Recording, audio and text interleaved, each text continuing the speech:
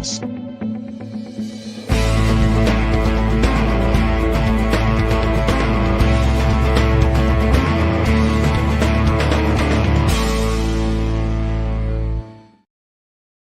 Hi, I'm David with EV World News. We talk about electric vehicles, green energy, and the stock markets. I'm here today with our founder and chief editor, Bill Moore. How's it going today, Bill? It is going. I'm warm. It's cold out, but it's minus 10. But you know, it's a dry cold. There you go. There you go. You know, I was down in Florida a while back, and it's funny. The humidity makes it feel more like you're in water that's that temperature as opposed to in air. I tell people all the time, it's like, yeah, it can be 20 degrees cooler in the south, but if it's humid, it's going to be nasty. Yeah, well, or it can be 20 degrees warmer. Yeah, we had a text stream going on between myself, my other brothers started the text stream. We have one brother that lives here in the area, and another brother that lives in Houston. We're, you know, all three of us now are retired, so we don't have to worry. But they were texting about the fact that Houston is shut down today and will be for the next at least 2 days, all because of the ice storms. And so they were my phone was going off this morning at 7 o'clock in the morning as they were throwing text, you know, the brother up here in Omaha was, you know, teasing the brother in Houston, you know, you wimp, you know, what do you mean you got a little snow? You know, no, it's not snow, it's ice. But then over in Louisiana, I switched over to a weather track, you know, these guys that chase tornadoes in the spring and things like that. And so he was driving through the back roads of Louisiana, and it looked like I was watching video from just after a snowstorm here in Nebraska. Oh, yeah. I saw pictures from Mississippi of somebody having snow all over their cars. Unbelievable. So, yeah. So we were kind of teasing the brother in Texas. Of course, he grew up here, so he knows what the weather's like. His wife, of course, is a native Houstonian or pretty close. So it's not the kind of weather that she or the rest of that community, unless they were Enron executives that moved down there, you know. By the way, folks, Enron was originally founded here, right? Northwestern. In Omaha? Oh, yeah. It was. I didn't know all that. Oh, yeah. When I was working before my for the time. airlines, when I was working for the airlines, we had a steady trade of executives from Northern Natural Gas, it was called, who were flying back and forth between here and Houston. We had a good steady trade of Northern Natural Gas employees, and of course that became Enron, and then we know what happened to that company. But yeah. So I wanted to talk about something that was kind of funny. You sent me a thing that you thought we should talk about corruption already in the new administration, and it's really funny because I had looked at this stuff. And these meme coins. Trump did a meme coin one day, and then his wife did a meme coin the next day, and I'm like, and they really? Trump's hit $72 billion. That's just nuts. You know, I was thinking about some of the stuff, like when people talk about corruption, stuff like that. I was like, well, I don't know if having a meme coin is corruption, but damn, that people are doing it wrong, apparently. When you pull the rug on all those investors that came behind you, and I'm not laying the blame just on him, you know, there's a bunch of whales who obviously got into this, you know, riding the wave and then pulling, you know, hey, I made a profit, bang, I'm pulling it out, and it nosedived, you know. Yeah, so I don't know what it is this morning, but you know, there were a lot of people lost a lot of money.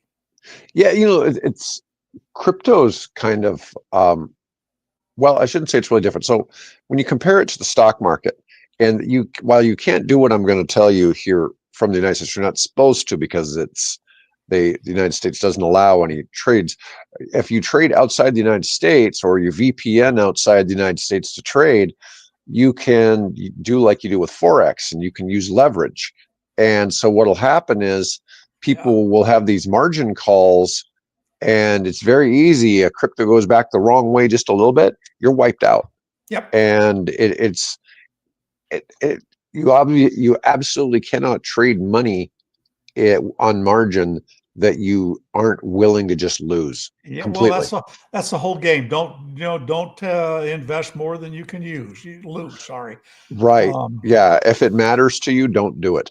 And that's a tough thing. But so many of these, you get all these people who make a real buck, and then other people that don't. But so much of it is the founders of whatever that coin is yeah, exactly. make a I lot guess if they sell.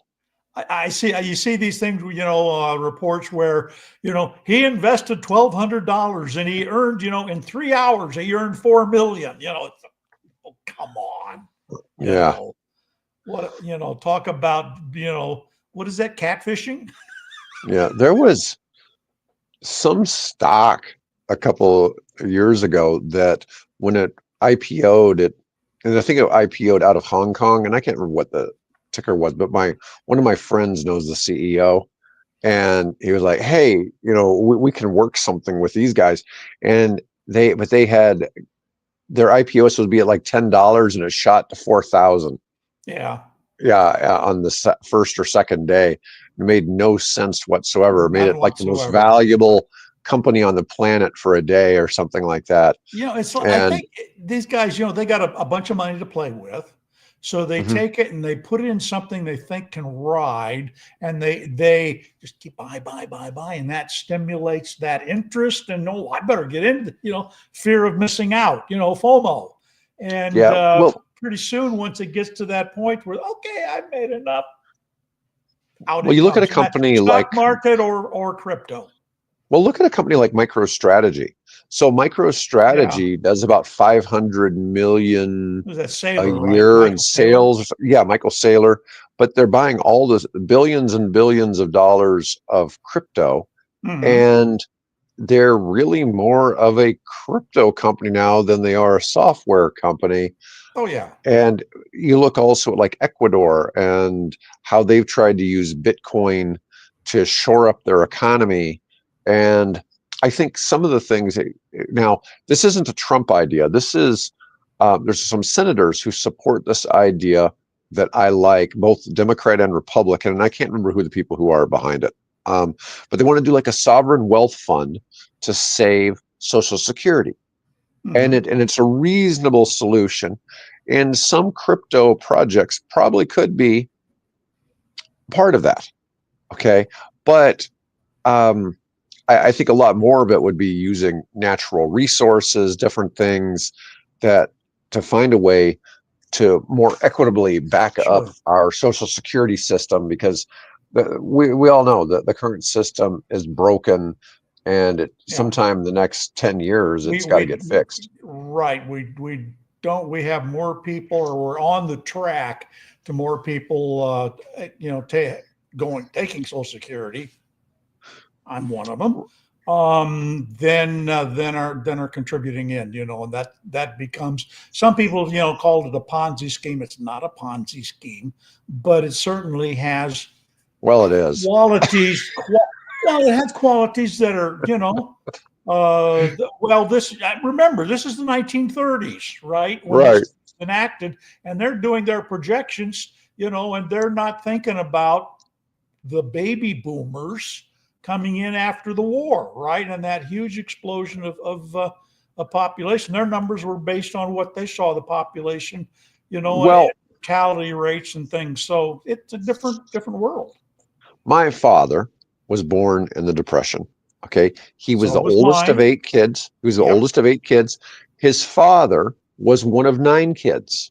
Yep. And a lot of his aunts and uncles had 8 kids. Oh Okay. yeah, that And was I typical. think that was typical. You also had a lot of children didn't make it to age 5 back Right. then. Yep. Okay. But I think a lot of it was the expectation that the number of people working was going to keep growing exponentially. And you wouldn't have Yeah. expected that all of a sudden birth rates would plummet. Of course, nobody knew that they were going to invent the pill and things like that. And so birth Right. rates have plummeted, and you just Yeah, I don't don't have know enough what. people. Yeah, you have to have. It's a fraction over 2 children per woman, to give birth to maintain a stable birth rate. And we have issues with that, but not like Russia. Russia is on and China not far behind is on a downward slope. They are just imploding as a country. Not only is this war putting a unbearable burden on those people, because of that and other reasons, they just aren't having kids. And by I think they're talking like by 2050 or 2050, that country's going to be in serious, well, they're already, but serious economic problems just because they don't have any people. They can't maintain the system. Well, they've been through this before.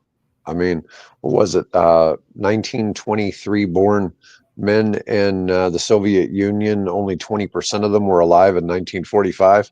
Oh, yeah. Well, you had a war that killed 10 million of them, something like that. I mean, it's horrendous. You're right. Let's go on and move on to our moving on first story. But we did want to discuss the whole thing with the meme coins. While we're talking about collapsing population, things like that, we should mention that Canoo, the company that was making kind of a American-made bug beetle bus type thing, EV out of Oklahoma, has now officially declared bankruptcy. So they are kaput. And they had kind of a unique looking product here. The vans were. One of the things I found in some of the articles talking about the bankruptcy was one of them claimed it was a Walmart-backed company. Now, well, they had a contract. Yes, they had a contract with Walmart. Yeah. So that's the thing. Do they have a contract to supply vehicles to Walmart, or was Walmart actually investing money in the company? Now that I don't know, but I know they had a contract to take vehicles. Whether that involved, investment on their part, I don't know. I was one, and I got out. I saw the handwriting on the wall, and I pulled what tiny pennies of stock that I had out of the company. So I was telling you, I got approached by somebody in the transportation industry that wants to electrify, and we may have them on the show at some point. But one of my things was there's a couple of companies to be ripe for this company to purchase, and Canoo was one of the thoughts. Yeah, because delivery vans, things like that. It would make a lot of sense. I think, if they can get, put together, I don't know. I'm assuming that this is chapter 7. I didn't see whether it's chapter 11 or chapter 7. But if it's, chapter 7, then, they're not trying to reorganize. And so I guess that probably makes them available for, whatever technology they may have and models they built. For available pennies on the dollar. So I mean, I think it's a great looking product. It's innovative. I mean, that thing has so many different ways you can configure it. Not only as a delivery van, but also as an off-road van. I mean, or an off-road vehicle. I think there's still something there, which is why I think I titled my alert to you as Canoo is dead. Long live Canoo. Yeah, well, I'm wondering. Something there. Well, one of the articles I saw was Canoo made a last-ditch effort to try to get Apple to buy in. Yeah. And you and I have discussed that before. How there's a few companies we think Apple could do something with. But I think Tim Cook's been. Suffered too many slings of arrows or whatever, because they spent, what was it? It was like $1 billion a year to build their autonomous vehicles. To build their electric car. Now it was going to be autonomous, but it was an electric car, and they spent like $1 billion a year for 10 years, and they came up with nothing. Right. So I'm not sure that Tim is going to be too willing to look at the automotive sector again, particularly a company that has already failed once. So But I had a professor email me about the Canoo bankruptcy, and I said, look, when their private jet expense was double their revenues, yep. it just didn't seem like good fiduciary duty. And he's not the only one, because I came across an article, or it was maybe comment to an article, that made that exact point, right? That their expenses for flying their executives around was more than than the revenue that they were generating. So it was Well, if that had been commercial travel, I'd have been good with it. Yeah. Okay. Because you got to be going and seeing people get things done, sure. whatever. Okay. But do you need to spend $4,000 an hour on a private jet? No. Depending on your situation, yes. But for most people, no. I mean, it's obvious why Elon Musk does it. He needs time and needs a place to work. And, he has security issues, things like that. It makes a lot more sense for him to not fly commercial. Okay. But, for most people, I had a friend from here in Omaha that had a private jet, but he lived in Hawaii. Okay. And he was flying constantly to California or Right. to Asia. He Right. flew 200 days a year in that Yeah. private jet. It said it cost him $4 million a year to do that. But he said otherwise he had nowhere to work. And he saved so much time by not flying commercial and just different things. It was worthwhile. But he was making a killing financially, and it was worthwhile to him. He could certainly afford it. And of course he was offsetting those miles with carbon credits or something like that, right? Well, he was building nice houses on the beach in Hawaii mostly. Okay. But they were going for $20 million a piece. So and they were passive solar, so they didn't take any energy from the grid. And did you see, by the way, that there was a report on one of the LA fires, that there was this one home, it was a passive solar designed home, that all the other homes around it burnt, but it didn't. Whatever the guy had done in the way of materials and how the house was designed and whatever landscaping they did, didn't impact their house. I'm sure he had a cement house and not a wood framed type house. The other thing is he probably cleared out all the brush around it, which should do, which is probably wasn't supposed to do. Which seems to be one of the big arguments I keep seeing as to why the problem was like they couldn't clear brush to keep from for the fire from spreading. So I don't know. It's a challenge. But back on the thing with Canoo, you're saying long live Canoo. Are you thinking that did you see some news that somebody may step in? Nah, I'm trying to stimulate news. There like you go. It's like my interest in Aptera, right? I want those guys to really make it. So somebody step in there who might be listening or share this thing. Let's bring Canoo back under new management, of course, a little more frugal than than the guys that ran it into the ground. So I mean, I interviewed the original founder of Canoo just after the company launched, and I believe he was a German, if I recall correctly, and he explained why he called it Canoo and what their hopes and why it was designed the way it was. It was showed a lot of promise, and of course he eventually left. Whether it was forced out, Musk style, or whether he got another offer or just said it's time to retire. So other guys came in who I hadn't ever talked to and don't know what their relationship was, and they didn't work out so well, unfortunately, sadly, for them, the employees, for all of us, and of course for the state of Oklahoma, who's put a lot of money in and saw nothing for it. Yeah, well, I just don't know what to think about the Canoo thing. I mean, it seemed reasonable. Who was it? We've seen Fisker go bankrupt recently. Oh, yeah. Yep. We saw Workhorse go bankrupt. I mean, there's a bunch of them. There's a bunch of them. Yes, there are. And as people say, it's easy to come up with create concept cars. It's another thing to get into manufacturing. Yep. And For $1 million, you can build a concept car, but it takes a hell of a lot more than that. Yes. Yeah, I really don't know what to think sometimes. I've been involved in some manufacturing, and it takes a lot to get something really going. It takes a long cash runway to make everything work to the point where company can be self-supporting. Yeah. Let's go ahead and let's talk. And we had somebody chat in the comments. There's no national EV mandate, so criminal Trump can't end anything. The EV tax credit has to be voted on next year by Congress.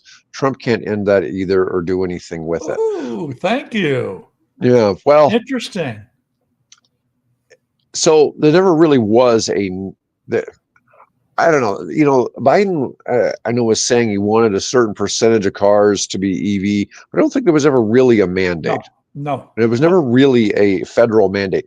Now, there are state mandates in what, about 12 states, 13 states, 17 states, something like that? Something, yeah, it's in the 13 to 15 states. Yeah. So California has state mandates, and it's a whole bunch of states have agreed to accept the California numbers, but that's the federal level can't do anything about that. Okay, because that's all done by state rules. But the other thing is, I'd like to see the EV tax credits stay. What Trump could do is he could file an executive action where the IRS can't pay out any money. Yeah, okay. I'm sure there's all kinds of things. Now, there's a problem with this. So I've looked at this a little bit. So legally, if that gets challenged in the courts, it would get reversed. Okay, so an executive action could happen, and it could shut it down temporarily. There'd be action in the courts, and it would have to resume. So what Russell Fine Arts is saying here is essentially true, but there's some weird workarounds where the administration can screw it if they want to, but I don't really think it's going to happen. So that's just, my thought on that topic. Anyways, appreciate the appreciate the comment there. Let me see, but he has. Let me see what he's dug into so far, because there had been something that was eventually, so we don't have a true, it was recently imposed limits on vehicle tailpipe pollution, compel car makers to sell more electric models.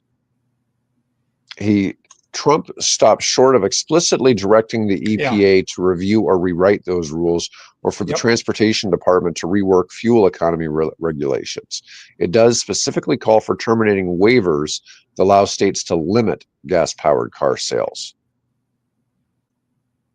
So it looks like Trump is looking to take on California on those grounds. Mm-hmm.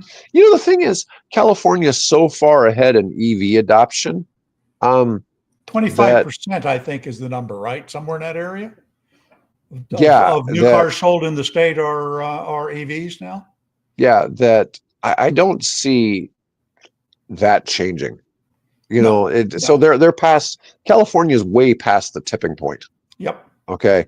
So it's regardless of anything that goes on, unless they just ban electric cars, but don't see that happening. Nah, that ain't gonna happen. Yeah, I'm just saying EVs will become dominant in California and all along the West Coast, fairly new.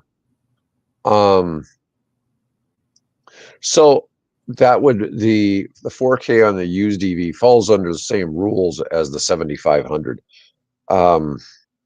But when might they vote on that? I mean, I think Congress could probably try to pass a new law in Congress and the Senate and have Trump sign off of it at any time. But the margin in the Congress is so thin, and we still have the filibuster in place and things like that. I think we're going to have a hard time seeing any kind of serious legislation get passed, either good or bad. So, I mean, that's kind of what the reason we have this system that we do is to try to keep us in balance. It's like, you and me, Dave, two ends of the scale, right? And hopefully we can balance each other out. So, yeah. But I would still, Reza, I would recommend if you're looking at getting one, I'd get it soon. I just wouldn't wait. I think there's going to be an end to that. And in all fairness to manufacturers, now the used EV credit doesn't help manufacturers, obviously. In fact, it hurts them. Okay. But I think there should be a phase out period, something reasonable. Same thing on the $7,500 on the new ones. If they're going to get rid of it, I don't think it should be like, just make it gone. I don't think it's, take off $1,000 or something like that each year.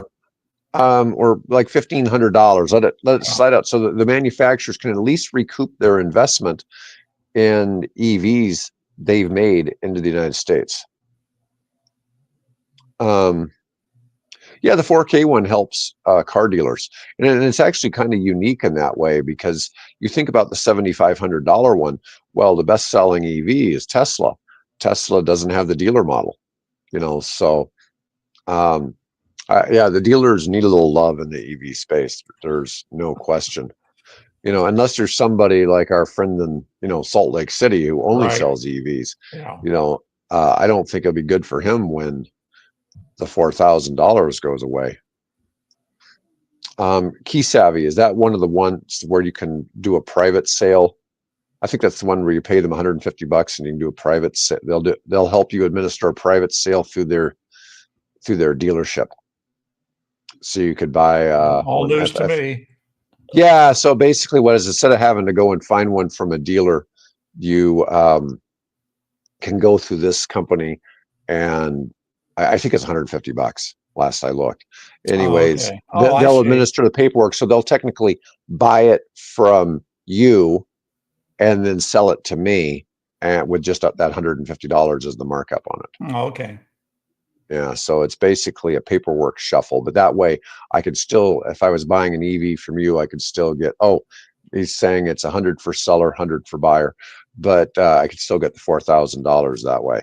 It's a way to kind of skirt the rules to get a better deal. Yeah, way to get a better deal on a car, because obviously it's probably $1,000, $2,000 cheaper than getting it through one of the car lots. So if anybody knows of here's what one of my ideas is. I sell my 2009 Prius, and I sell my 2016 Fiat 500e, and I buy a Mustang Mach-E, which gives me range and gives me the room of the of the Prius in it.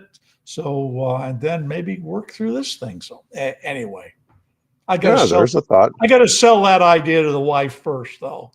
There you go. Or you just go all out and get a Hummer EV. Well, like the guy, did you see the report of the guy here in town? They did a news report over the weekend of a because, by the way, the state of Nebraska has increased the fee that I have to pay to have an EV now from $75 a year to $150 a year. At least it's not $400 like Texas. Well, yeah, it's not $400 like Texas, thank God. But I mean, I can afford it, but I don't. I'm a guy. My car sits probably in the garage at least 4 days out of the week.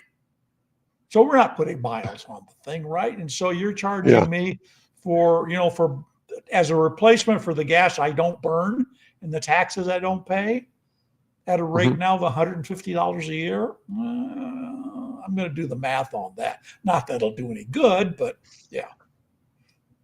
200. Okay, thank you. 200. Okay.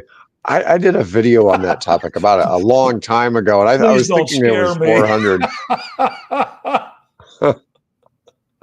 Yeah, Thank you, I think Reza. maybe they were just thinking about doing 400 minutes. That might have been what they proposed. Yeah, there's some Yeah, states but that have I think like in Alabama or some of those places, they were considering rates like that. well, the problem is so many of these people think that EVs weigh twice as much as a car, and that they're spewing the tires everywhere. The tires are Yeah, yeah, shredding as they're going down the right. You're road. driving And along we've on your talked about this, aluminum rims.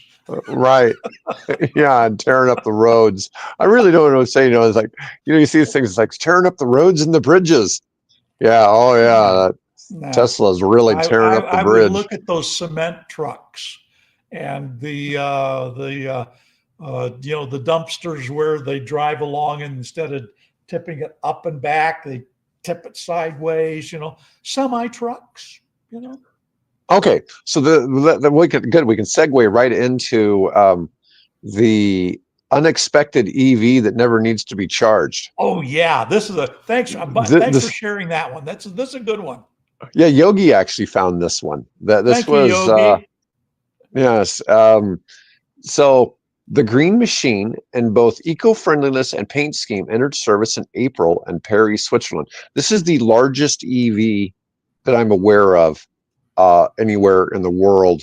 Here's a picture of a guy standing underneath it Standing, by look the at it. tires. The Yeah, so tires are he's not quite as tall as the tires. yeah. So if you look at this, I mean, you think about a person's not as tall as the tires here. But it started out as a gas guzzling dump truck, and it was converted to an EV. So fully loaded, it can transport 65 tons of mined rock downhill from the mountain. As it descends, its regenerative braking generates electricity. That's 130,000 pounds in the back of that Yeah, truck. yeah. Yeah, Now, so just so people, if you're not familiar with regenerative braking, you're not putting, pads or discs or something and pressing against and generating friction. What you're doing is the motors that are propelling the wheels become generators just by a simple throw of the switch. And you don't even have to do it. It does it by itself. It becomes that big, huge motor now becomes a big, huge electrical generator. And all that electricity is being pumped back into the vehicle's battery. So, Dave? yeah, so I've had friends who've talked about driving through the Rockies and how they keep getting, or when they're on a descent for many miles, how they Mm-hmm. keep getting more, they're using less electricity than they are recovering.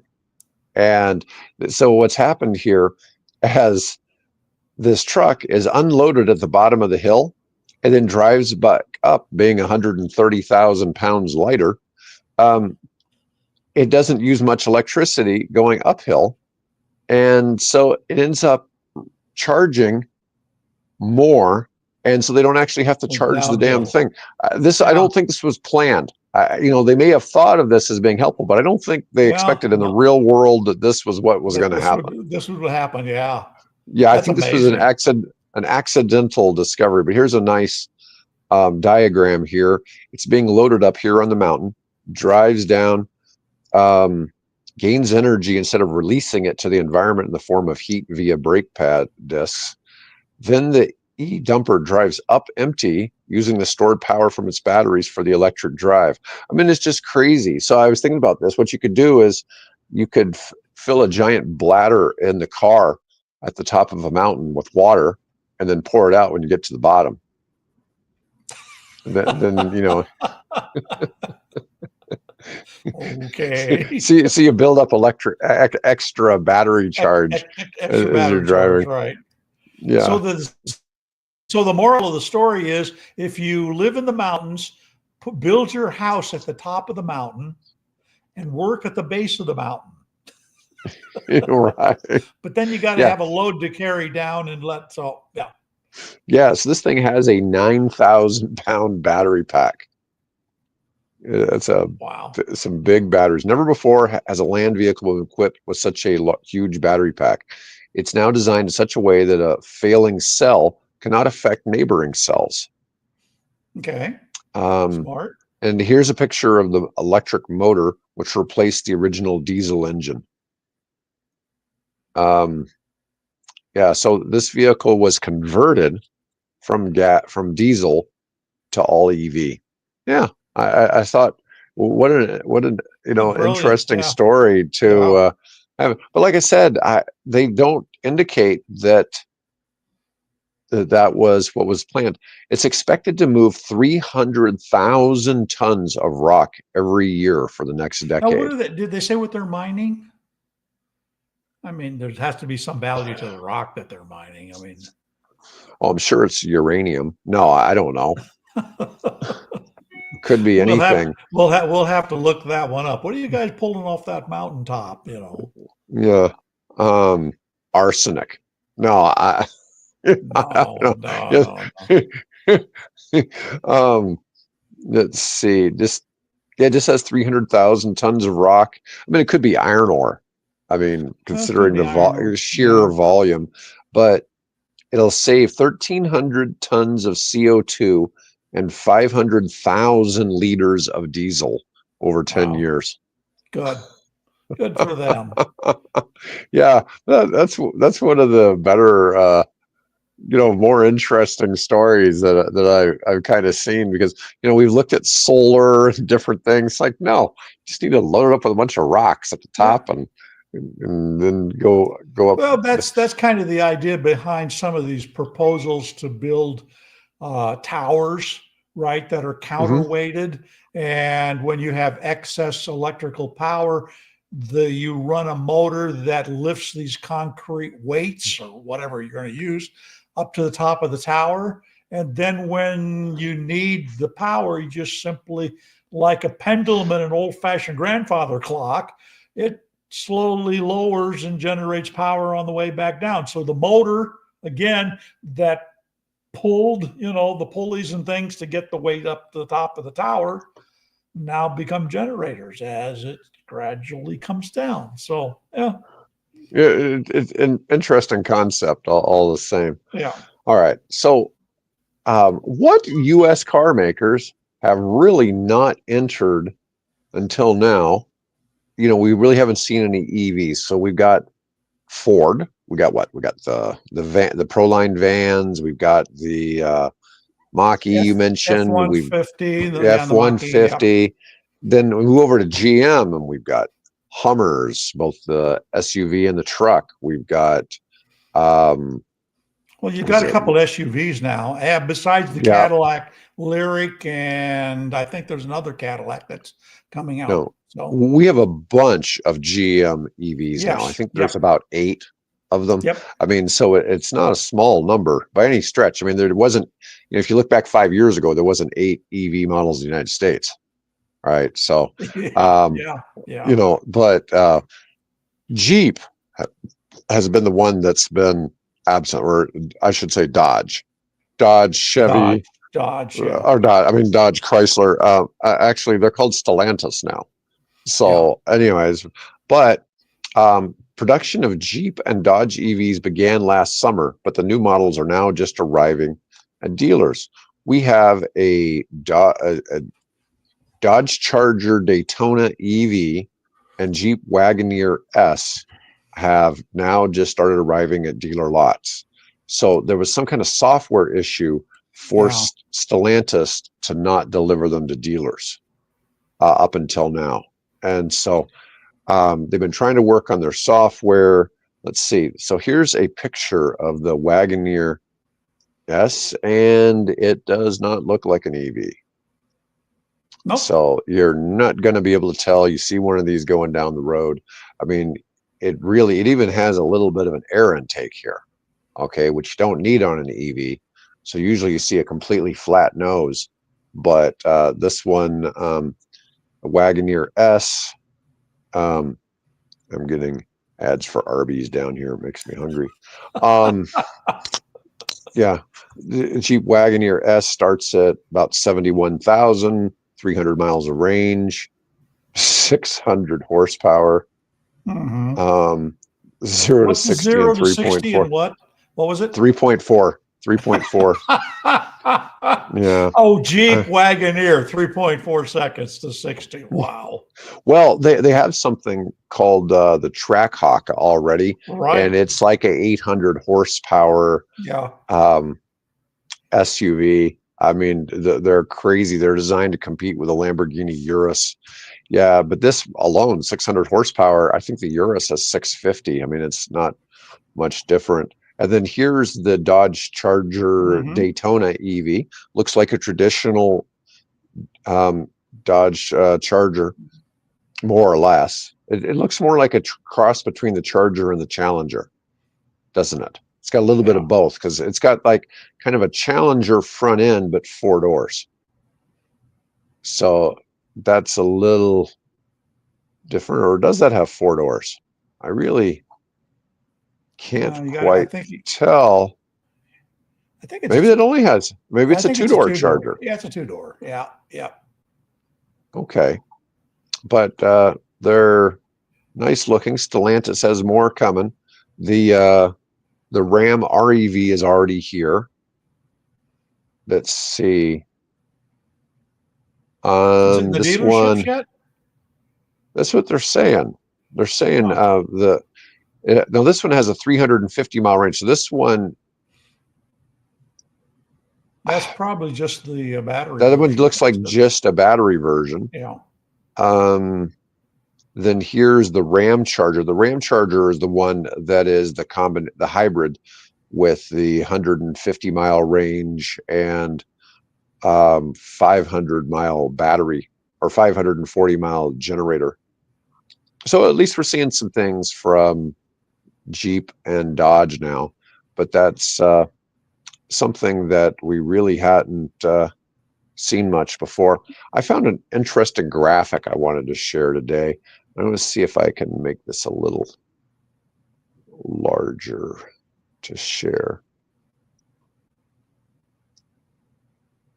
Okay, so what this is I'm going to share an infographic about charging stations in the United States. This is fast chargers. So this is starting in 2014. So you can kind of see the number. Oh, and the growth going of the up. charger Yeah, network. growth of chargers. This is showing how many chargers are going in kind of each year. And just look at that. This is through last year, fast charging stations that it was like 11,800, on the road locations. Amazing. That Nice. it just keeps filling up and filling up. What's that one bright spot down there in the middle of the country? What is that? This right here, Dallas? Or are you talking about Atlanta? No, it must be Dallas. They're in the center of the country. But it looks like it's north of there. It looks like it's almost in, in Arkansas somewhere. Where this is Dallas here. Closer. Oh, God. Oklahoma. It's like they're everywhere. Yeah, Oklahoma really has a lot. Yeah, that's what surprises me. Huh. Yeah, they're scattered all over. It looks like Oklahoma did a lot. But if you also looked over here, of course, Colorado, you would expect it to have a lot because of how much adoption they've had. But it really lights up fast. So you look over here at Colorado, and obviously the coasts get busy. But look at how much Colorado's got. Interesting, the DC to Boston and Minnesota and Minnesota, yeah. Yeah, but I thought that was pretty useful. This actually comes from a Department of Energy website, but I went to the Department of Energy and I couldn't make it show up like it's showing up on this particular website. So I don't know what that whoever might did have. that, thank you. That's a nice way to illustrate the growth, even though the newly inducted administration has placed a freeze on funds that have not been allocated as yet for the charger network. They haven't pulled the funds. They just said you can't spend the money, which is, the money that hasn't been allocated. Right. The money that hasn't been allocated yet. Yeah. Well, that NEVI rollout has not gone quickly. That's for sure. Well, yeah. But the thing is, it looks.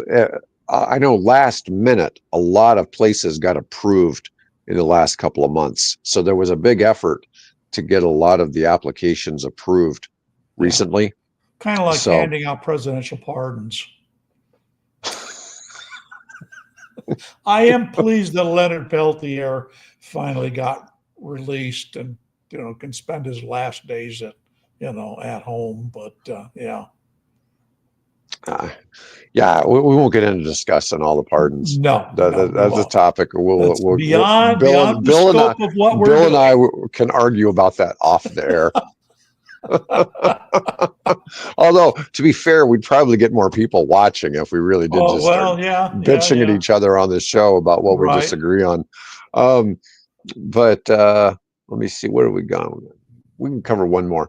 So, new study shows growing number of Americans are skeptical of research-backed EV claim. No technology is perfect. What's bizarre is that a 2024 study found that 58% of Americans believe EVs are more environmentally friendly than fossil fuel-powered cars.